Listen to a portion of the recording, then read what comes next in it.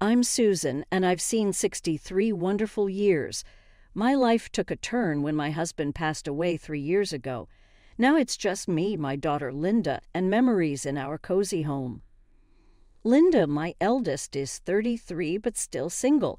Maybe it's because she spends most of her time in a work environment dominated by women. She's a gem, my Linda. One day, amid our peaceful routine, the phone rang. It was my son, Robert. "Hey, Mom, guess what? I'm getting transferred to your city next month." I couldn't believe it. Next month? That's coming up fast. Robert got married last year and has been living in another state. His company requires a lot of relocation, and he only visited during Christmas. We've been looking for an apartment since last month, but Jessica couldn't find one she liked. Jessica, Robert's wife, is a young and pretty 23-year-old. I don't know what she sees in my son, who's turning 38 this year, but he's head over heels for her. Can we stay at home until we find a place?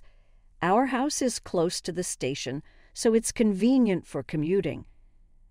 Our home is near a station, and a few years back a big shopping mall was built nearby, making it a prime location. Well, let's meet up and discuss it. Got it? How about this Sunday? And so, after a long time, our whole family gathered. Hello, Susan and Linda. Sorry we've been away for so long. We really apologize for not finding a house yet. Seeing Jessica again after a while, she seemed very modern, almost like a granddaughter coming for a visit. We want to buy a house someday. That's why we're saving money now. It's hard to find a place that's affordable and to our liking.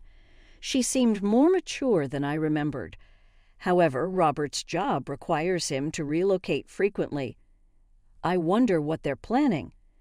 We don't want to keep moving and uprooting our kids. Imagine them making friends only to say goodbye soon after.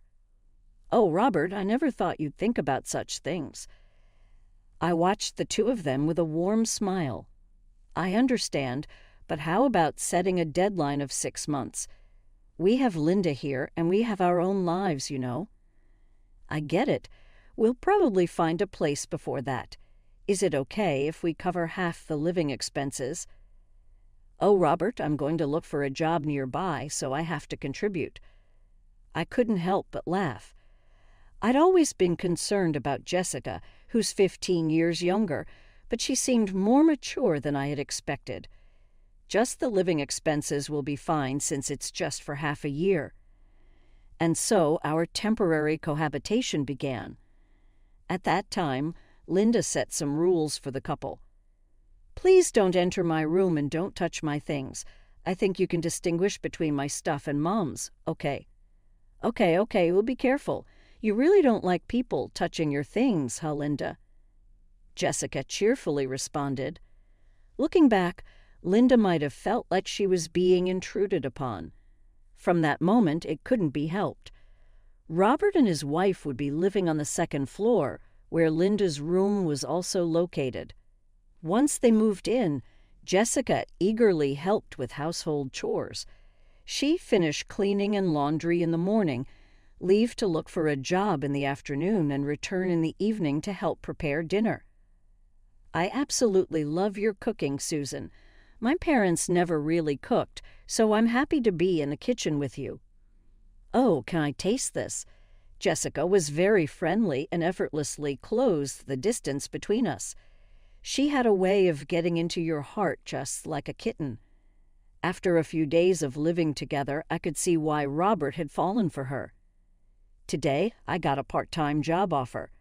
About 2 weeks into our living arrangement, Jessica announced this at dinner. It's a job shipping interior goods. Sounds fun, right? 5 days a week, from 9:00 a.m. to 6:00 p.m., I'm going to work hard. Are you sure you don't need to overdo it? It's all right. It's for our future, after all. But I might not be able to help around the house as much as before. But I'll make sure to wake up early and not cause any trouble. Her determination made me want to support her. That's fine. I'll take care of the house chores so you can focus on your job. The first few weeks are always tough. And so I took over all the household tasks. If it was to support Robert and his wife, it was the least I could do. With Linda helping out on weekends, it wasn't too bad. Once Jessica started her job, she seemed exhausted when she came home. I was glad I'd taken over the chores. One day, I witnessed Linda confronting Jessica. "Hey, Jessica, I told you not to touch my stuff. You've been using my cosmetics in the bathroom, haven't you?" "I'm so sorry. I'm saving money right now and can't afford to splurge. I'm truly sorry." Jessica apologized with a puppy dog look, but Linda didn't seem to accept it. "Don't just use other people's things and save money for yourself. If you do it again, I'll get the money from Robert." "Okay, I'm really sorry." I was concerned about Linda's frustrated demeanor, so I called her to my room that night. She told a surprising story. When Robert wasn't around, Jessica would come to her room and complain. "She's telling me to move to the room downstairs since I'm in their way. She acts all sweet in front of you, Mom, but she's really not." Knowing Jessica's amiable nature, it was hard for me to believe. However, the tension between them was evident in the following days. Linda would get irritated and Jessica would apologize. It was a common scene. On a Sunday evening, while everyone was gathered in the living room, Linda was folding the laundry. "Jessica, at least fold your own laundry.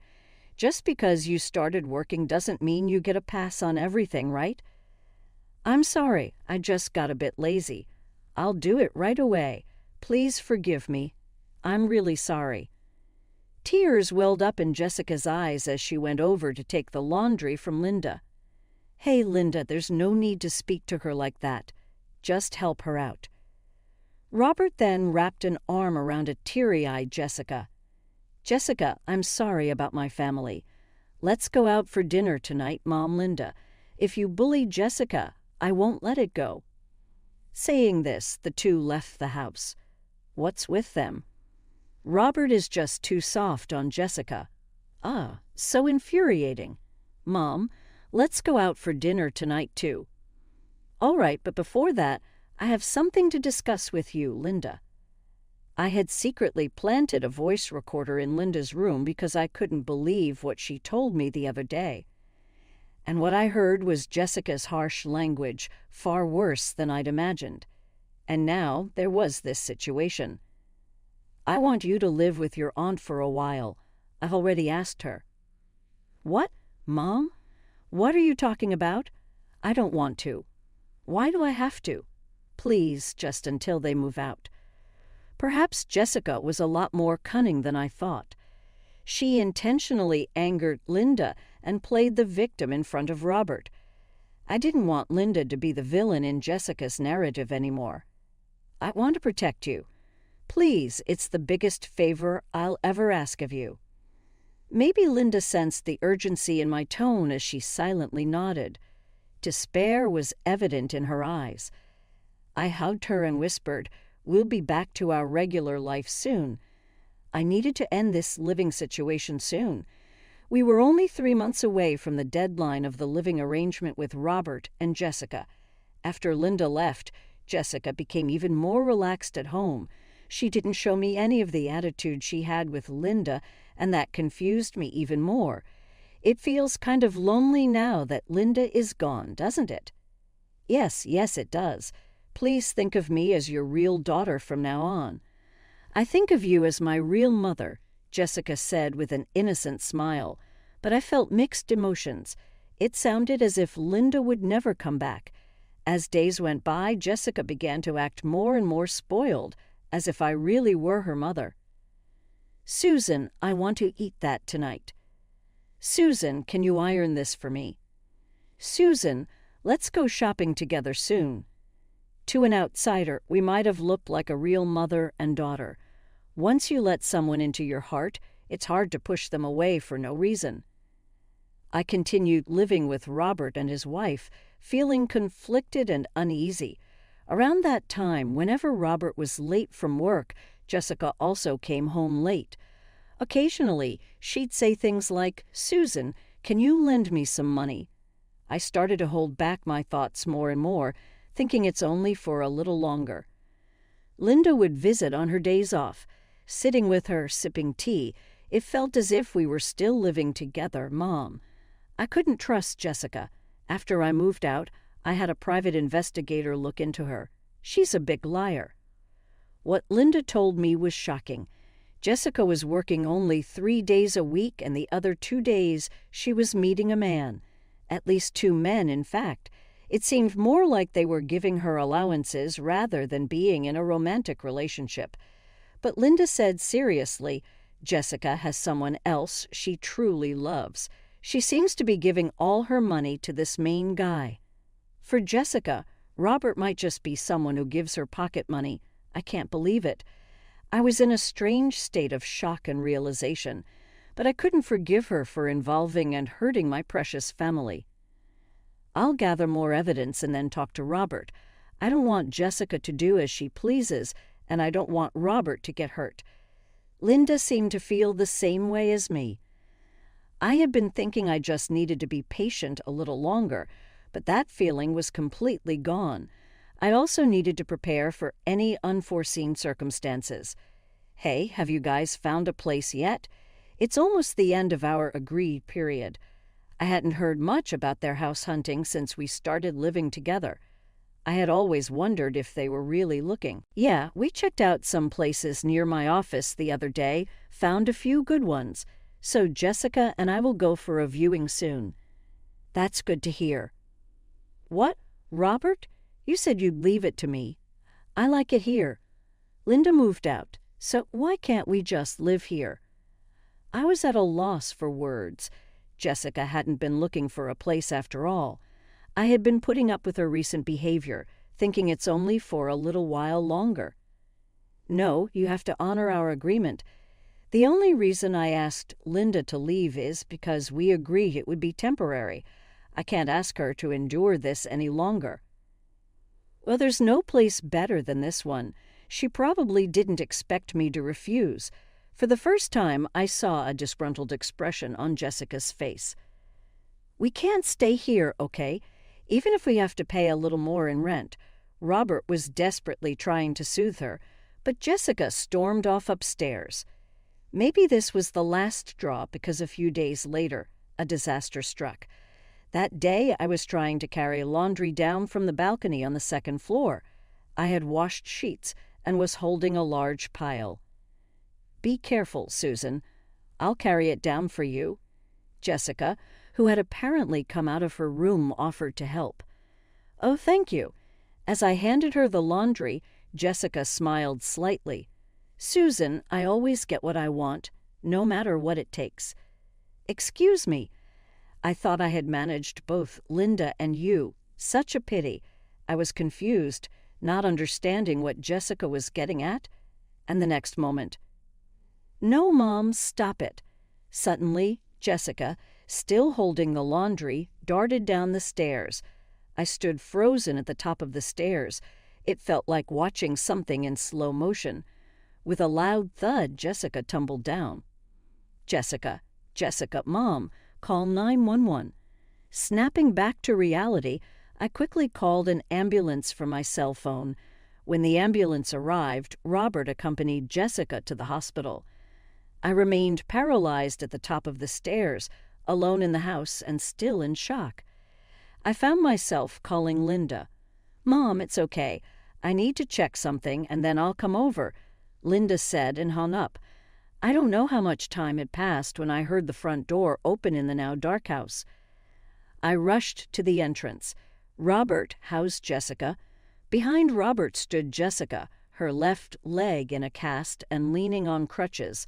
Perhaps the laundry cushioned her fall as she didn't require hospitalization. Seeing Jessica with bandages wrapped around her slender arms and head was heart-wrenching. Jessica, are you okay? Hesitating to speak to her, Robert answered for her. What nerve do you have to ask that? Jessica said. You pushed her. We are even preparing to press charges, so be ready. Robert's face was filled with disappointment. "But I wouldn't do that, Jessica." Just as I was about to speak, I heard a heavy thud and found myself collapsing onto the floor. "Stop lying." It took me a moment to realize that Robert had punched me. I held my trembling hand to my face and saw blood. "I've been hearing about your mistreatment of Jessica for a while, but she always defended you," Robert said, tears filling his eyes. "And yet, to think you'd push her down the stairs. I can't believe it even now." I still can't believe the events from a few hours ago. Behind Robert, Jessica, leaning on her crutches, met my eyes and gave me a sly smile. I felt a chill of fear at that seemingly innocent expression. "Look at this. There's no denying it." I heard Jessica scream. Robert showed me a video on his phone which captured Jessica falling from the stairs and me standing at the top. It looked like I was looming menacingly over her. "Robert, stop it." Linda entered the living room with someone. She rushed straight to me and wiped my blood with a handkerchief. With her was a police officer in uniform. "Just in time." "Arrest her," Linda said after reviewing the footage. The officer beside her nodded in agreement. "But what if we look from a different angle?" At those words, Jessica's eyes widened in shock. Linda took out her cell phone to show. After I left the house, I had a hunch about Jessica, so I set up cameras all around the house. "Wait a minute, isn't that an invasion of privacy?" "Oh, weren't you doing the same thing?" Jessica grimaced hearing that. From the footage on Jessica's camera, the angle was from below the staircase. Linda's was from the opposite side, concealed between a family photo on the shelf. Being closer to the camera, the audio was clear as well. "Oh, is this a joke?" Jessica exclaimed. She jumped on her own. I got a call from Mom and checked the camera footage. Thanks to Linda, my innocence was proven. Jessica wanted to live here with her true boyfriend. After getting rid of Mom, she planned to get rid of you next, Robert. A few days ago, on the camera installed in Linda's room, Jessica was enthusiastically talking about her plans over the phone with her affair partner. After realizing the seriousness of this incident, Linda brought the footage to the police. "It's not what you think. I did all this for us, for you and me, you know. She's got 2 other guys she's seeing, rich old men. I have pictures to prove it," Jessica said, desperately trying to deceive Robert. But I had something that would reveal Jessica's true intentions. It was time. "You sure about that?" I did my own digging, asked Linda about Noah. Upon hearing the name Noah, Jessica visibly flinched. Noah was her main squeeze. She must have really fallen for him hard. Otherwise, she wouldn't have pulled a stunt like throwing herself down the stairs. And when I talked to Noah, both Linda and Robert looked shocked. I decided to visit the bar where Noah worked during the day. When I mentioned I was Jessica's mother-in-law, he was surprisingly willing to chat, perhaps to avoid any potential trouble. I retrieved a voice recorder from my room and played it back. "Oh, Jessica, to be honest, she's a handful. I'm just being nice because it's my job, but she's way too obsessed. We were even considering banning her from the bar."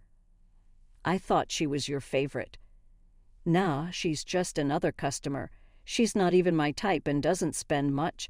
If you see her, tell her she's a nuisance." The color drained from Jessica's face. For a popular guy like Noah, the amount Jessica spent on him was negligible. I didn't care if Noah was telling the truth. I just wanted to hear him speak about Jessica. "It can't be. Noah wouldn't say that. We promised we'd be together forever." With a glare, Jessica lost her words as the officer apprehended her. Hearing Noah's own words must have hurt. "We'll get the rest of the story at the station." As the officer began to lead Jessica away, Robert spoke up. "Jessica, didn't I tell you? You can't live here. The house is under Linda's name." "What the hell?" Jessica turned around with a loud shout. Her face was flushed with anger, her emotions raw and visible. and with a fury that looked like she might lunge at Robert, she yelled, "Just for that, I broke my leg trying to get rid of Linda and that old hag. But it was all for nothing. No money, no house. You're just a worthless old man." Jessica continued her tantrum as the officer restrained her and led her to the patrol car. Indeed, in my husband's will, it read, "The house is to be inherited by whoever takes care of Susan to the end." Robert, having no intention of returning to his hometown, had declined his inheritance. "Mom, I'm sorry. What have I done?" Robert, despite his age, burst into tears. It was a relief that everything ended at just this. We were on the brink of letting Jessica single-handedly ruin our family. In the silence that enveloped our home, the three of us embraced each other. I was concerned for Linda, Linda worried for her brother and me, and Robert regretted almost letting his wife ruin everything. Being able to protect my precious family gave me profound relief. At the same time, I was deeply shaken by realizing the terrifying person I had inadvertently led into our lives. Jessica and Robert eventually divorced. Linda's investigative results and the footage from the surveillance camera proved useful in ensuring a smooth separation. Jessica was subsequently arrested. It seemed her plan was to oust me, take over the house, and then stage an accident to get rid of Robert. Even now, recalling the ecstatic look on Jessica's face as she dove down those stairs gives me chills. If Linda hadn't installed that camera, I might have been unable to defend myself, and there's no doubt in my mind that Jessica would have executed her subsequent plan. Her face at the time was filled with sheer madness. The three of us lived together for a while. A year later, Robert was transferred again. He said he had enough of marriage, but as a mother, I can't help but hope he finds a kind companion. Linda and I still live in that house, just the two of us. While I hope for Linda's marriage too, for now, I look forward to enjoying our peaceful life